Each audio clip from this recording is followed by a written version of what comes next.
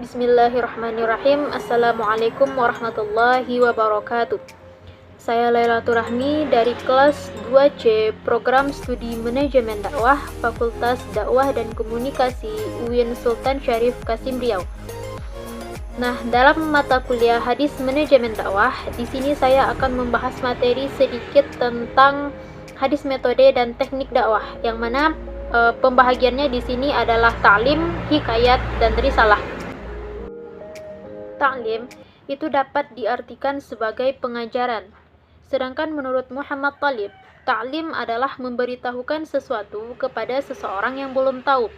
Sebagaimana itu ada hadis Rasulullah Shallallahu Alaihi Wasallam yang bunyinya seperti ini: Ya'lamu bi ta'atillahi wattaqu ma'asiyallah wa muru auladakum bimtithalil awamir wajtina bin nawahi fadzalika wiqayatul lahum walakum minan nar. Ajarkanlah mereka untuk taat kepada Allah dan takut berbuat maksiat kepada Allah, serta suruhlah anak-anakmu untuk menaati perintah-perintah dan menjauhi larangan-larangan. Karena itu akan pertarungan mereka dan kamu dari neraka. Hadis riwayat Ibnu Jarir dan Al-Munzir. Dalam hadis riwayat Al-Bukhari juga disebutkan seperti ini: Khairukum man ta'allamal Qur'an wa 'allamah. Sebaik-baik kalian adalah orang yang belajar Al-Qur'an dan mengajarkannya. Istilah ta'lim menunjukkan bahwa ilmu yang bisa dialihkan meliputi semua ilmu, termasuk diantaranya sihir. Sehingga memang istilah tersebut lebih dekat kepada pengajaran, bukan pendidikan. Karena pendidikan dalam pengertian Islam itu tentu saja harus mengarah kepada manusia yang lebih baik sesuai peran dan fungsinya menurut Al-Quran dan As-Sunnah. Dalam konsep ta'lim, Allah adalah guru para nabi dan manusia. Menurut Az-Zajjaj, ta'lim merupakan cara Allah mengajarkan para nabi dan umat manusia untuk mengetahui tentang ilmu pengetahuan dan teknologi. Sebagaimana itu yang terdapat dalam petikan Quran Surat Al-Anbiya ayat 80 yang artinya seperti ini: Dan telah kami ajarkan kepada Daud membuat baju besi untukmu guna memelihara kamu dalam peperanganmu, maka hendaklah kamu bersyukur kepada Allah. Yang kedua, hikayat atau metode kisah, atau bisa juga kita sebut sebagai dakwah bil hikayah, merupakan suatu cara berdakwah melalui cerita, menyampaikan suatu kisah yang di dalamnya terkandung pesan-pesan nilai dan moral.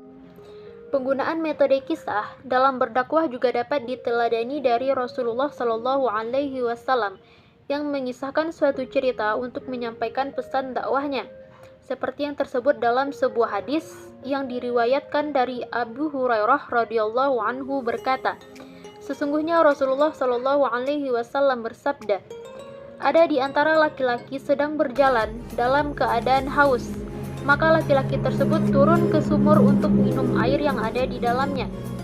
Kemudian laki-laki tersebut keluar, maka saat itulah ia melihat seekor anjing yang sedang memakan pasir karena kehausan. Maka laki-laki tersebut mendekati anjing itu dan berkata, dia mendekati sumur seperti halnya aku mendekatinya. Maka dia mengambil sesuatu yang ringan, kemudian meletakkannya di mulutnya. Kemudian ia naik dan meminumkannya pada anjing tersebut yang kehausan. Allah senang terhadap lelaki tersebut dan mengampuninya. Lalu para sahabat bertanya, wahai Rasul, apakah sesungguhnya semua binatang yang ada di sekeliling kita itu pahala? Rasulullah menjawab, dalam setiap kesengajaan menolong itu pahala. Nah, dari hadis di atas jelaslah bahwa ada kalanya Rasulullah Shallallahu Alaihi Wasallam menyampaikan pesan dakwahnya, menyampaikan suatu kisah untuk berdakwah dengan tujuan ada pesan dan nilai moral yang dapat diambil sebagai pelajaran bagi para pengikutnya.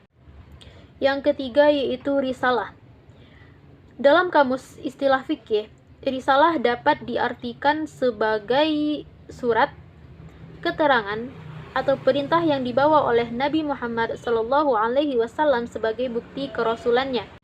Dapat pula dikatakan bahwa risalah adalah ajaran-ajaran Allah Subhanahu wa Ta'ala yang disampaikan melalui perantara seseorang atau beberapa orang rasul untuk mengatur kehidupan manusia dalam hubungannya dengan Allah Subhanahu wa Ta'ala, sesama manusia ataupun sesama lingkungannya. Salah satu hadis yang membahas tentang risalah adalah seperti ini, yang artinya dari Ibnu Abbas radhiyallahu anhu bahwa Nabi Shallallahu alaihi wasallam pernah menulis secarik surat kepada Heraklius yang bunyinya seperti ini. Dari Muhammad Rasulullah kepada Heraklius Kaisar Romawi. Salam sejahtera bagi orang yang mengikuti petunjuk. Dari Ibnu Abbas radhiyallahu anhu bahwa Abu Sufyan mengabarkannya. Ia berkata, "Lalu kami menemui Heraklius. Ia kemudian mempersilahkan kami duduk di hadapannya. Kemudian ia memanggil seseorang untuk membacakan surat yang dibawa oleh Rasulullah Shallallahu Alaihi Wasallam. Maka ia mendapatkan di dalamnya berbunyi, dengan nama Allah yang Maha Pengasih lagi Maha Penyayang. Dari Muhammad Rasulullah Shallallahu Alaihi Wasallam untuk Heraklius Kaisar Romawi. Salam sejahtera bagi orang yang mengikuti petunjuk. Amma ba'du." Hadis riwayat Bukhari. Contoh lainnya dapat pula kita lihat dalam risalah Musa pada Fir'aun. Ketika Allah menyuruh Musa dan saudaranya menemui Fir'aun dan mengatakan kepadanya, "Sesungguhnya kami adalah Rasul Tuhan semesta alam. Maka lepaskanlah Bani Israel beserta kami." Ini dapat dipahami bahwa secara tidak langsung Fir'aun harus beriman kepada Tuhan semesta alam. Namun risalah yang diberikan kepadanya adalah bahwa Fir'aun harus berhenti melakukan penyiksaan dan pembunuhan terhadap orang-orang Israel. Jadi, inti dari risalah kepada Fir'aun hanyalah beriman kepada Tuhan semesta alam. Namun kendala yang menghambat Fir'aun untuk beriman kepada Tuhan semesta alam adalah hanya sifat sombong yang dimilikinya.